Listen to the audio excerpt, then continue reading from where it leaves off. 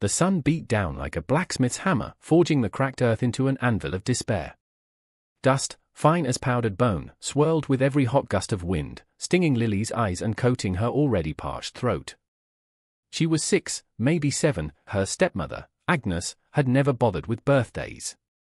Agnes's face, a pinched mask of resentment, was the last thing Lily had seen before the old wagon creaked away, leaving her standing beside a withered mesquite tree, a small, forgotten doll in a landscape too vast and cruel for any child. Useless, Agnes had hissed, the word sharp as a shard of glass. Another mouth I won't feed. The wagon, laden with their meager possessions, and Agnes's new husband, a man with eyes as empty as the promises he'd made, was now a distant speck, swallowed by the shimmering heat haze.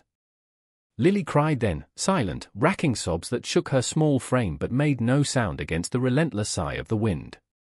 Her tears were salt tracks on her dusty cheeks, drying almost as soon as they fell. She clutched the threadbare rabbit Agnes had almost thrown on the fire last winter, its one remaining button eye staring blankly ahead. The rabbit, Patches, was her only comfort. The silence, once the wagon disappeared, was a living thing. It pressed in on her, heavy and suffocating, broken only by the buzz of unseen insects and the distant, mournful cry of a hawk circling high above. Hunger, a dull ache at first, began to gnaw with increasing ferocity. Agnes had given her nothing. Not a scrap of bread, not a mouthful of water. Lily stumbled towards the shade of the mesquite, its thorny branches offering little respite. She remembered her real mother, a fleeting image of a warm smile and gentle hands, a lullaby hummed softly. That memory was a fragile thing, easily shattered by the harshness of her present. She scanned the horizon. Nothing. Just endless, undulating plains of baked earth and scrub, stretching towards jagged, purple mountains that looked like the broken teeth of some giant beast. Fear, cold and sharp, pierced through her daze. She was alone. Truly alone. The sun began its slow descent, painting the sky in brutal hues of orange and blood red. With the fading light came a new kind of terror. The shadows lengthened, twisting familiar shapes into monstrous forms. Every rustle in the dry grass sounded like a predator. Every hoot of an owl was a death knell. Lily curled herself into a tight ball at the base of the mesquite, Patches pressed to her chest. Thirst was a fire in her throat. She licked her cracked lips, tasting only dust. She thought of water, clear and cool, a desperate, painful imagining. A coyote howled in the distance, a sound that sent shivers down her spine. She squeezed her eyes shut, praying to a god she wasn't sure existed, a god her stepmother had said abandoned worthless children. Sleep, when it finally came, was fitful, filled with nightmarish images of Agnes's cruel face and the vast, empty land. She woke to a cold dawn, the ground damp with dew. For a moment, a wild hope surged, perhaps Agnes had come back. But the landscape was unchanged, indifferent to her plight. The dew offered a fleeting relief. She licked it from the sparse leaves of the mesquite, a pitiful amount, but enough to moisten her tongue. She knew, with a child's stark clarity, that she couldn't stay here. She had to move, to find something. Water. People. Help. But which way? The sun, already climbing, offered no guidance, only a promise of more torment. She picked a direction at random, towards a low ridge that seemed less barren than the rest, and began to walk. Her small legs ached, her feet, clad in worn-out shoes, stumbled on loose rocks. The silence was different now, less oppressive, more a canvas for the small sounds of her own struggle. Her breath, harsh and ragged. The scuff of her shoes. The occasional dislodged pebble. She saw lizards scuttling into crevices, a snake slithering away into the undergrowth. She was a small, vulnerable creature in a world of predators. Hours passed. The ridge yielded nothing but more of the same desolate landscape. Hope dwindled with each step. Her vision began to blur. The hunger was a constant, burning pain. She fell, scraping her knee, the sting of it barely registering through her exhaustion. She lay there for a long time, the sun searing her back. It would be so easy to just close her eyes, to let the darkness take her. Patches had fallen from her grasp. With a monumental effort, she reached for him, her fingers brushing against his worn fur. No. Not yet. She had to try. She pushed herself up, her body screaming in protest. One more step. Then another. And then, in the distance, a flicker. Not a mirage, she prayed. Something solid. A line. A fence? Hope, fragile but tenacious, flared anew. It was impossibly far, but it was something. She stumbled towards it, her world narrowing to that single, distant line. Jedediah Stone rode his prized buckskin, Apollo, along the southern fence line of the Triple Star Ranch. The spread was a kingdom built of grit, cattle, and shrewd dealings, stretching further than the eye could comfortably see. Jed owned every acre, every head of steer, every drop of water in its wells. He was, by any measure, the richest man in 3 counties, yet his wealth was a quiet companion, not a boastful one. His face was weathered leather, etched by sun and wind, his eyes the pale, watchful blue of a winter sky. A Stetson, old and perfectly molded to his head, shaded those eyes from the relentless glare. He was a man of few words and fewer smiles, his heart barricaded behind walls built by old griefs he never spoke of. His wife, Martha, taken by fever 20 years past. His son, barely a man, lost in a senseless range war a decade later. The silence of his grand ranch house was a constant echo of their absence. He was checking for breaks in the wire, a task he could have easily delegated to any of his dozen ranch hands, but the solitude of these rides was a balm, a necessary ritual. Apollo's hooves crunched rhythmically on the dry earth. It was then he saw it, a splash of faded blue against the dun landscape, huddled near a fence post. He reined Apollo to a halt, his hand instinctively going to the Colt Peacemaker holstered at his hip. Coyotes had been bold lately, but this was too small for a calf, too still. He dismounted, his movements economical and cautious. As he drew closer, the shape resolved itself. A child. A girl. So small, so utterly out of place in this unforgiving wilderness, she looked like a discarded doll. Her hair was matted with dust and twigs, her face smudged with dirt and dried tears. A tattered stuffed rabbit lay beside her? For a long moment, Jed simply stared, his mind struggling to reconcile the image with reality. How had she gotten here? Where were her people? He knelt, his joints creaking in protest. He was closer now, close enough to see the faint flutter of her chest, the shallow, ragged breaths. Alive! Thank God! But barely.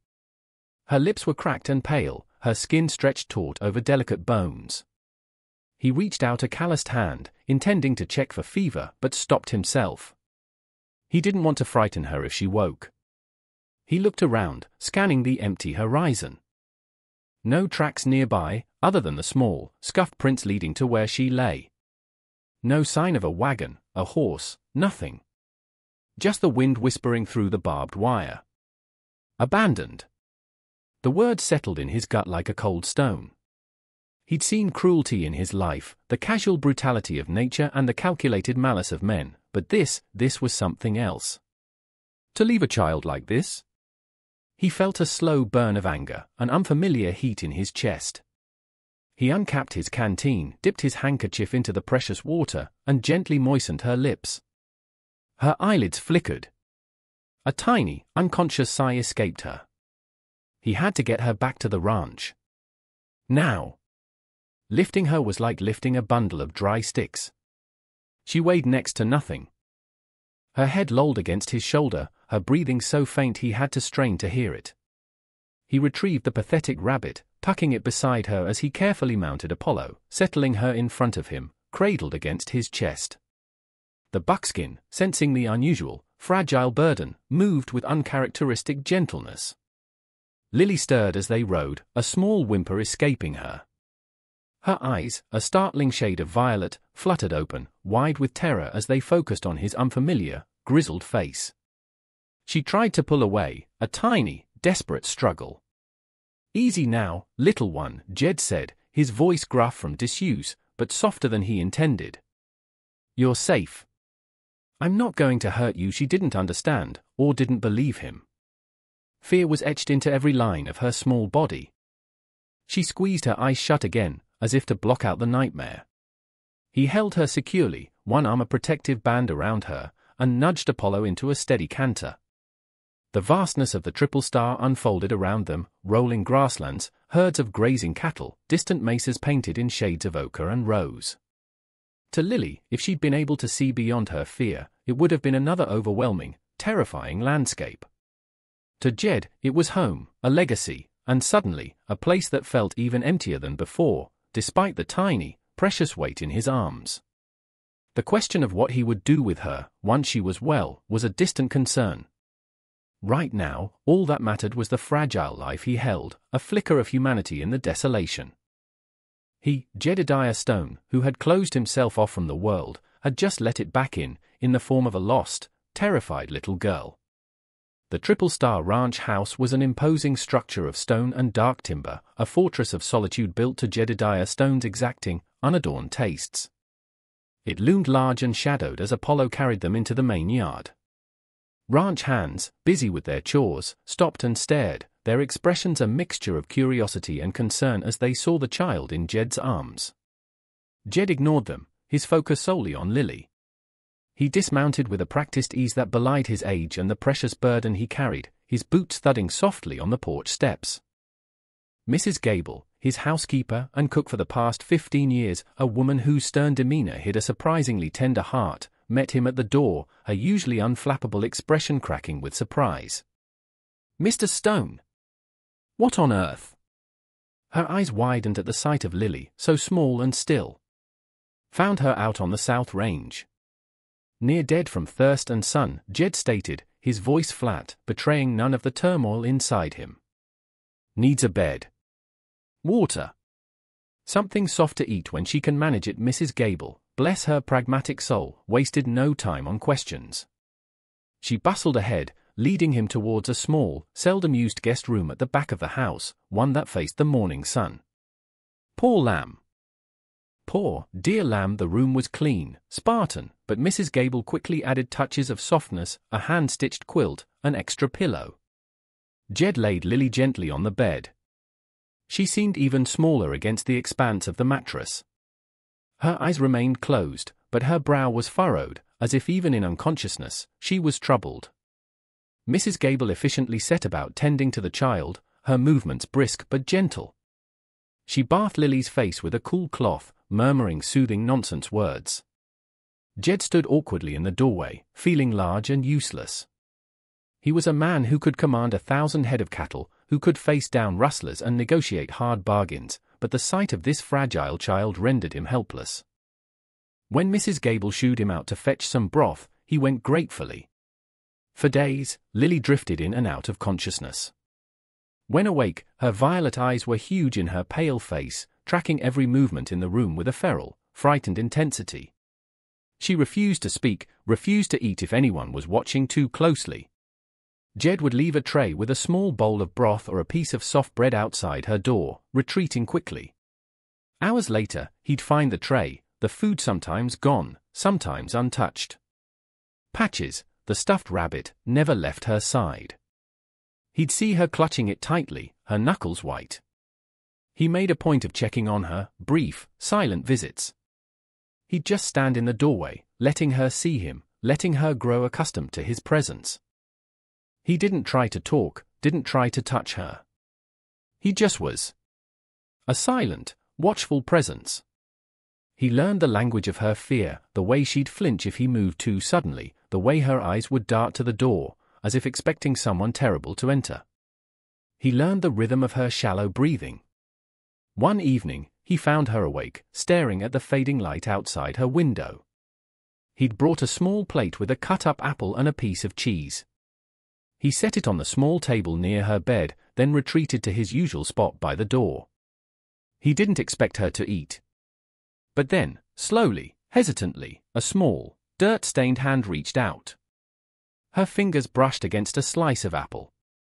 She picked it up, her eyes still fixed on him, wary. She took a tiny bite. Jed's heart, a stubborn, hardened thing, gave a strange lurch. It was the smallest of victories, yet it felt monumental. he saw a flicker of something other than terror in her eyes, a cautious curiosity, perhaps.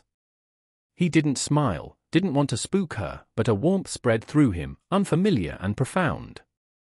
Mrs. Gable was a godsend. She spoke to Lily in soft, maternal tones, never demanding a response, simply filling the silence with gentle chatter as she changed linens or brought fresh water. "There now, little bird," she'd say. "You just rest. You're safe here." Slowly, painstakingly slowly, the sharp edges of Lily's fear began to soften. She started to leave her door ajar, just a crack. She would eat the food left for her more consistently. One afternoon, Jed found her sitting up in bed, tracing the stitched pattern on the quilt with a small finger. Patches was propped beside her. He'd brought her a picture book he'd found in a dusty box in the attic, one that had belonged to his son. He laid it on the foot of her bed without a word and left. The next day, he saw the book was open, lying beside her. He even thought he heard the faintest whisper of a sound, almost a hum, as he passed her door later that week. It might have been the wind. Or it might have been Lily. The ranch, once a monument to his solitude, was subtly changing. A light was left on in the hallway at night. Mrs. Gable started baking cookies, the scent of cinnamon and vanilla a startling, welcome change from dust and old leather. Jed found himself lingering in the main house longer, the silence less absolute, somehow more bearable because of the small, silent presence in the back room.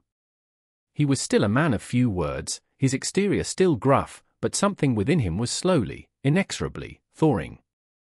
Weeks turned into a month. Lily's physical recovery was steady, the hollows in her cheeks filled out, and a faint bloom of color returned to her skin.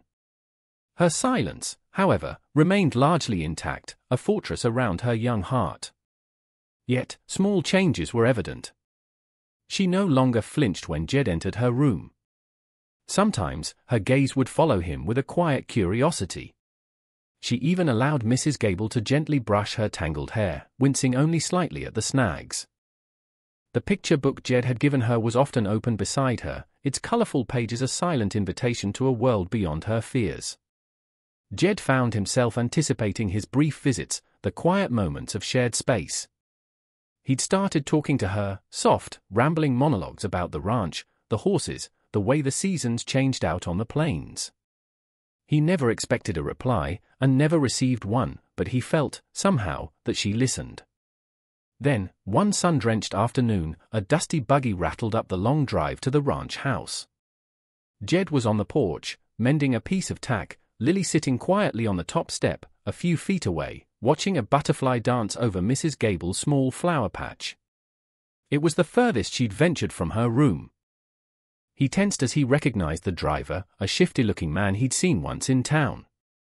Beside him sat a woman, her face hard and sharp, even from a distance.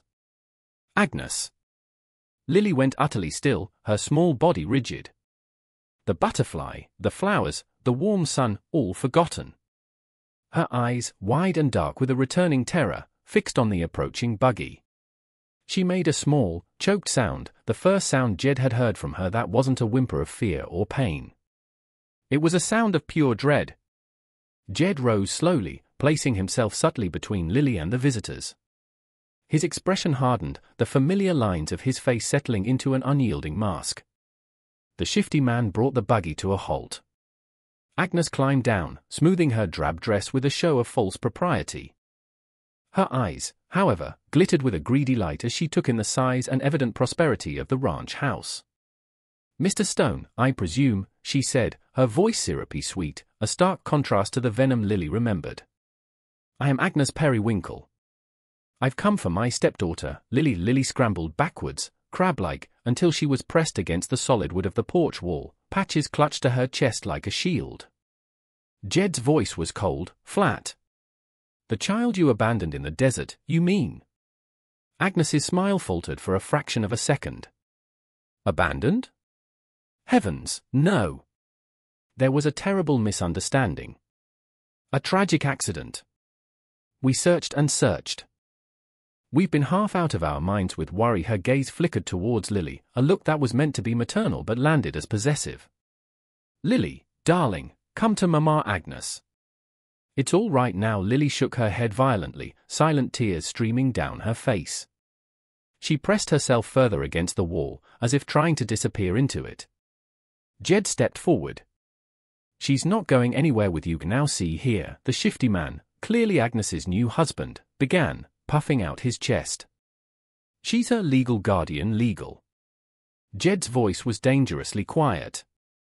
Leaving a child to die isn't legal where I come from. It's monstrous. Agnes tried a different tack, her voice laced with feigned hurt. Mr. Stone, I appreciate you taking her in, I truly do. But she belongs with her family. We've learned of your generosity, and we wouldn't want to impose any longer. The implication was clear. They knew he was wealthy. They likely saw Lily as a meal ticket. She's been through a terrible ordeal, Agnes continued, dabbing at dry eyes with a handkerchief. She needs her kin. She needs care and safety, Jed countered, his pale blue eyes like chips of ice. Things you clearly know nothing about. He looked at Lily, huddled and terrified. The sight fueled a protective rage he hadn't felt in years. This child, this silent, wounded little bird, had somehow nested in the barren landscape of his heart, and he would not see her harmed again. Lily, he said, his voice surprisingly gentle, a stark contrast to the steel in his tone when addressing Agnes. He didn't turn fully towards her, but his attention was hers. You want to go with this woman? All eyes turned to Lily. The silence stretched, taut and heavy. Agnes's smile was strained, expectant. Lily's gaze darted from Agnes's predatory face to Jed's solid, unyielding back. She saw the man who had brought her water, who had carried her, who left food by her door and books by her bed. The man who spoke to her in quiet tones and never demanded anything. Her small chin trembled. Then, she did something that stunned them all. She pushed herself off the wall, took 2 hesitant steps, and then, with a small, desperate cry, she launched herself at Jed, clinging to his leg with all her might. Her face was buried in the rough denim of his jeans. No. The word was a tiny, broken whisper, but in the sudden silence, it was as loud as a gunshot. No go. It was the first real sentence she had spoken. Jed's hand came down, resting on her small, shaking shoulders. It was a gesture of immense reassurance, of unwavering protection. He looked at Agnes, his eyes blazing. You have your answer. Now get off my land. And if I ever see you or your man near this child again, you'll answer to more than just me. You'll answer to the law, and I'll see it's the harshest kind. Agnes's face contorted with fury, the mask of concern falling away to reveal the avarice and cruelty beneath. You can't just keep her. She's not yours. She is now, Jed said, his voice absolute. He scooped Lily into his arms. She clung to him, burying her face in his neck, her small body still trembling, but with a different kind of tremor now, the aftershock of fear, yes, but also the anchor of safety. The shifty man looked like he might argue, but one look at Jed's face, at the raw, untamed power radiating from him, made him reconsider. He tugged at Agnes's arm. Come on, Aggie. It ain't worth it. Agnes shot one last, venomous glare at Jed and the child in his arms before allowing herself to be pulled back towards the buggy. They departed in a cloud of dust and thwarted greed, their presence a fading stain on the afternoon. Jed stood on the porch, holding Lily, until the buggy was long out of sight. He could feel her small heart hammering against his ribs. He gently stroked her hair. It's all right, little one, he murmured. They're gone. They won't be back. She didn't speak again, not immediately. But as he carried her back into the quiet sanctuary of the house, she tightened her grip around his neck, a silent affirmation of trust, a choice made, a bond sealed in the face of malice. The richest cowboy in 3 counties had just become something more. He had become a protector. A father. The departure of Agnes Periwinkle was like the lifting of a dark storm cloud. In its wake, the atmosphere at the Triple Star Ranch seemed to breathe easier, lighter. Lily's whispered no-go had been a watershed moment. Though she didn't suddenly become a chatterbox, the dam of her silence had been breached. Words started to emerge, at first hesitant and few, like shy wildflowers peeking through hard ground. A soft thank you to Mrs. Gable for a warm cookie. A timid question to Jed about one of the horses in the corral. Her voice was small, sweet, like the chime of a distant bell. Jed, for his part, found himself irrevocably changed. The walls around his heart, so long fortified, had crumbled.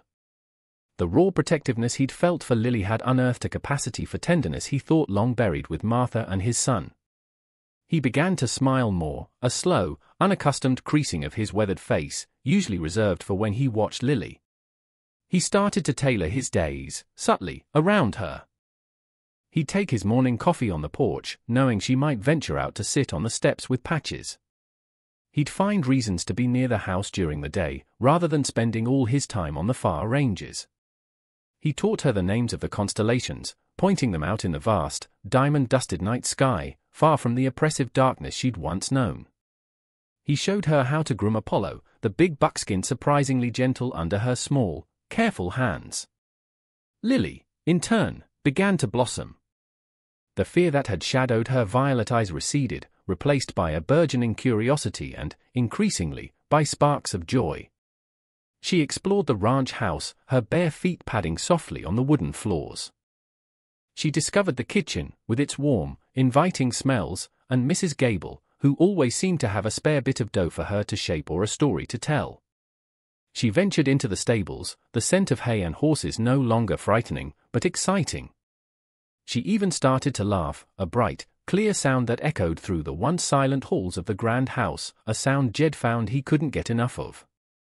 One afternoon, Jed found her in the meadow behind the house, carefully arranging wildflowers into a small bouquet.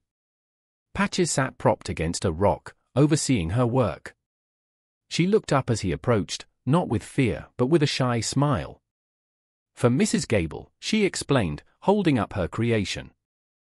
She likes yellow. Later, he saw her sitting with the housekeeper in the kitchen, the two of them chatting easily as they shelled peas. Mrs. Gable was showing her how to braid, using strands of colorful yarn. The scene was so ordinary, so domestic, yet for Jed, it was extraordinary. It was life, warm and vibrant, seeping back into the empty spaces of his home. Backstory began to surface, not in long monologues, but in shared moments. Lily, tracing a scar on his hand one evening as he read to her from the picture book, asked, "Hurt?" Jed paused. "Long time ago." A foolish fight he didn't elaborate, but the quiet admission was a bridge between them. He learned, in equally piecemeal fashion, about the bleakness of her life with Agnes, not through direct complaint, but through her appreciation of the smallest kindnesses, a warm blanket, a full plate of food, a gentle word. These were luxuries she had never known. The ranch hands, initially curious and perhaps a little wary of the boss's sudden ward, grew to adore her. They'd save her the prettiest stones they found, or whittle small animals from scraps of wood. She was a bright spot in their rugged lives, a reminder of innocence in a hard world. Jed officially adopted Lily. The legalities were straightforward, Agnes Periwinkle having effectively forfeited any claim. The day the papers were signed, Jed bought Lily a new dress, a soft blue one, and a small pony of her own, a gentle mare named Starlight.